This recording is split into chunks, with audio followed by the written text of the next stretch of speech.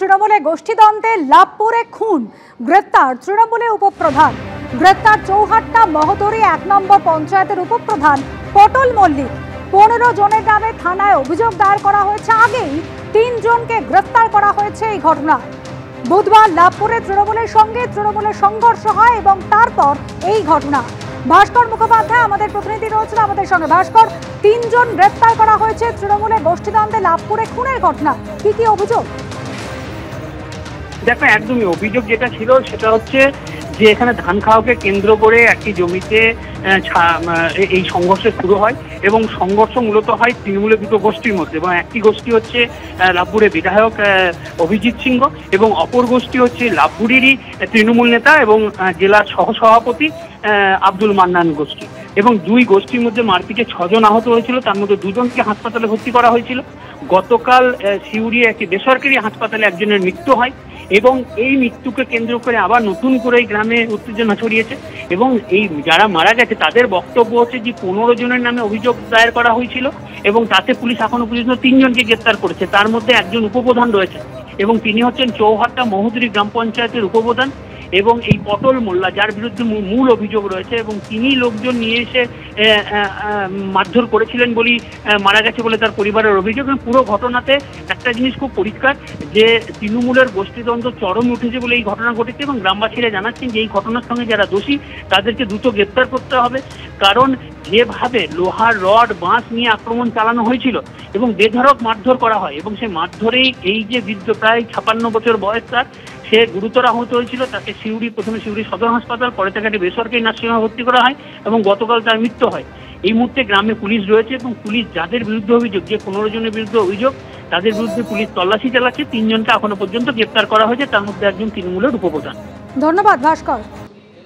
শুরুতেই দত্তাবাদের ঘটনার দিকে নজর রাখবো। দত্তাবাদে স্বর্ণ ব্যবসায়ীকে অপহরণ করে খুনের ঘটনায় ইতিমধ্যেই 2 বিডিও ঘনিষ্ঠকে গ্রেপ্তার করা হয়েছে এবং পুলিশ সূত্রে যা খবর পাওয়া যাচ্ছে ধৃতদের মধ্যে রাজু ঢালি, কলকাতায় বিডিওর গাড়ির চালক, এবং আরেকজন তুফান থাপা, বিডিও ঘনিষ্ঠ উত্তরবঙ্গের এক ঠিকাদার।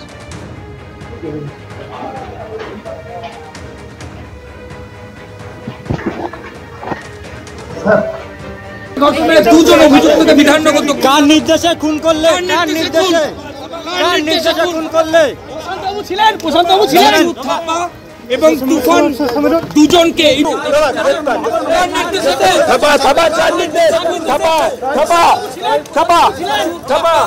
এবং তুফান 2 জনকে এই মুহূর্তে বিধাননগর কমিশনারেটের পুলিশ, বিধাননগর দক্ষিণ থানার পুলিশ, তারা কিন্তু গাড়িতে তুলল। কিছুক্ষণ আগে 2 জনকে গ্রেফতার করা হয়েছে অফিসিয়ালি বিধাননগর কমিশনারেটের তরফ থেকে বলা হয়েছে। এবং এই রাজু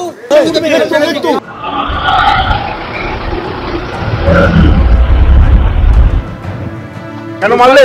প্রশান্ত বর্মনের কি ভূমিকা ছিল? কি ভূমিকা ছিল প্রশান্ত বর্মনের?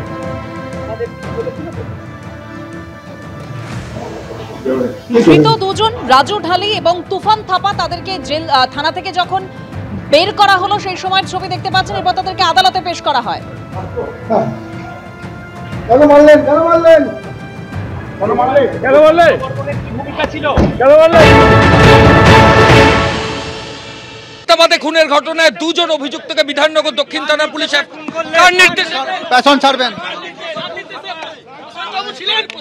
রাজু থাপা এবং তুফান 2 জনকে এই মুহূর্তে বিধাননগর কমিশনারেটের পুলিশ, বিধাননগর দক্ষিণ থানার পুলিশ, তারা কিন্তু গাড়িতে তুলল। কিছুক্ষণ আগে 2 জনকে গ্রেফতার করা হয়েছে অফিসিয়ালি বিধাননগর কমিশনারেটের তরফ থেকে বলা হয়েছে। এবং এই রাজু ঢালি এবং তুফান থাপা, এদের মধ্যে রাজু ঢালি তিনি বিডিও প্রশান্ত বর্মনের গাড়ির চালক। বিডিও প্রশান্ত বর্মন যখন কলকাতায় আসতেন তখন রাজু ঢালি তার গাড়ি চালাতেন, তাকে পুলিশ আধিকারিকরা অ্যারেস্ট করেছেন গোটা ঘটনায় সরাসরি যোগসাজশে। এবং আরেকজন তুফান, তাকেও কিন্তু তুফান থাপা, তাকেও তদন্তকারী আধিকারিকরা অ্যারেস্ট করেছেন। তুফান থাপা বিল্ডিং কন্ট্রাক্টর। এই মুহূর্তে বিজেপির যারা কর্মী সমর্থক তারা থানার সামনে বসে পড়েছেন। দাবাং ভিডিও বলছে এই রাজগঞ্জের ভিডিও এই প্রশান্ত বর্মন এই খুনের মামলায়, অপহরণের মামলায় জড়িত। এখনো পর্যন্ত তাকে কেন গ্রেফতার করা হলো না? কার মাথার কার হাত আছে, কার হাত আছে, ভাইপোর হাত আছে? মুখ্যমন্ত্রী, প্রশাসন যদি অপহরণ করে, প্রশাসন বিডিও যদি খুন করে, তাহলে এসআইআর কি করে হবে? বিডিও এসডিও যদি অপহরণ খুনের মামলায় জড়িত থাকে, এই প্রশান্ত বর্মন নিজেকে বলছে দাবাং বিডিও, হ্যাঁ, অপদার্থ বরখাস্ত করেনি, পুলিশ গ্রেপ্তার করেনি কেন হয়নি? প্রশান্ত বর্মনেরই যিনি গাড়ির চালক, তিনি কলকাতায় আসার পর সেই রাজু ঢালি, যার বাড়ি উত্তর 24 পরগনার রাজারহাটে, ঘটনার দিন রাজু ঢালি উপস্থিত ছিলেন, তিনি গাড়ি চালাচ্ছিলেন, এরম তথ্য প্রমাণ পুলিশের হাতে এসেছে। রাজু ঢালিকে পুলিশ আধিকারিকরা অ্যারেস্ট করেছেন এবং তার পাশাপাশি তুফান থাপা, যাকে উত্তরবঙ্গ থেকে অ্যারেস্ট করা হয়েছে, যিনি পেশায় ঠিকাদার, যিনিও কলকাতায় এসেছিলেন। এই তথ্য প্রমাণ পুলিশের হাতে আসার পর পুলিশ আধিকারিকরা দুজনকে অ্যারেস্ট করেছেন। এই ঘটনায় আরও বেশ কয়েকজন জড়িত আছেন, এমনটাই পুলিশ সূত্রে খবর।